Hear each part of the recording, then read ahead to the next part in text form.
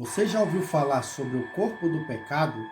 Ou como o apóstolo Paulo diz em Romanos 7, 24, o corpo desta morte? Venha comigo nesse vídeo. Eu vou revelar para você qual o verdadeiro sentido desta mensagem.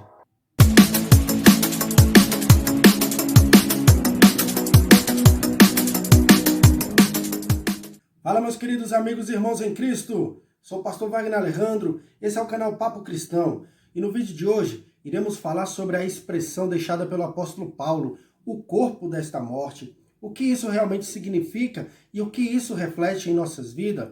Bom, para entendermos melhor, primeiramente nós usaremos como base o texto que se encontra no livro de Romanos, o capítulo 6, versículo 6, no qual o apóstolo declara que Cristo, ao ser crucificado, juntamente com ele, também foi crucificado o nosso velho homem, ou seja, a nossa velha criatura, para que o corpo do pecado viesse ser desfeito. O apóstolo Paulo também declara no livro de Romanos, capítulo 7, versículo 22, que no tocante ao seu homem interior, ele tem prazer na lei de Deus, mas ele sente nos seus membros, ou seja, no seu corpo, uma outra lei guerreando contra o seu espírito, tornando-o prisioneiro do pecado, pelo qual ele declara essa expressão: miserável homem que sou, quem me livrará do corpo desta morte? O que de fato essa expressão significa? O que realmente ela tem a nos dizer? Para compreendermos melhor sobre essa expressão, é importante primeiramente conhecermos um pouco a respeito dos costumes e tradições antigas. Um desses costumes, naquela época, entre o exército romano, era que a pessoa que assassinava ou cometesse um homicídio, ao ser presa, era posta juntamente com o defunto. Ou seja, eles pegavam o defunto, amarravam no corpo da pessoa que o assassinou. No decorrer do tempo, este corpo amarrado ou preso juntamente com a pessoa ia se deteriorando, ia se decompondo, ia apodrecendo.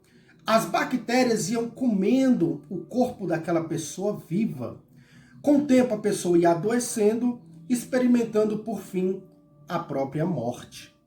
Entendendo isso, conseguimos compreender melhor a seriedade de quando o apóstolo Paulo nos declara em Romanos 6, versículo 23, o salário do pecado é a morte, porque de fato o pecado ele nos leva à morte. Como nós vimos essa analogia, essa comparação que o apóstolo Paulo nos relatou a respeito do corpo da morte, quando nós, ao sermos entregue a Cristo, ao aceitarmos Jesus como nosso Salvador, nós fomos libertos de todo o poder do pecado. A Bíblia diz em Romanos 8 que não há condenação para aqueles que estão em Cristo.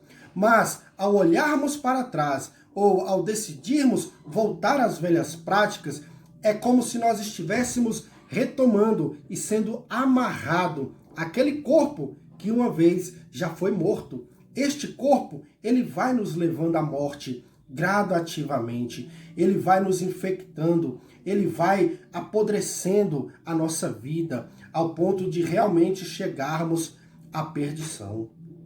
Deus nos convida a viver em santidade, conforme está descrito em 1 Pedro, capítulo 1, versículo 16. Sede santo porque eu sou santo.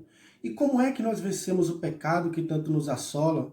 Nos aproximando de Deus, mantendo comunhão com Deus.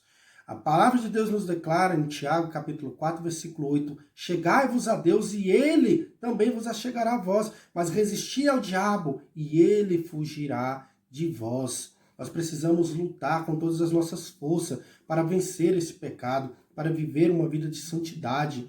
Gálatas capítulo 5, versículo 14 diz, andeis em espírito e jamais satisfareis os desejos da carne. Ou seja, quando nós vivemos uma vida espiritual, uma vida de comunhão com Deus, uma vida de olhar para o céu, de buscar as coisas do céu, menos tempo nós teremos para as coisas terrenas, menos tempo nós teremos para satisfazer os desejos da carne, porque nós estaremos diante daquele que nos purifica, daquele que nos fortalece.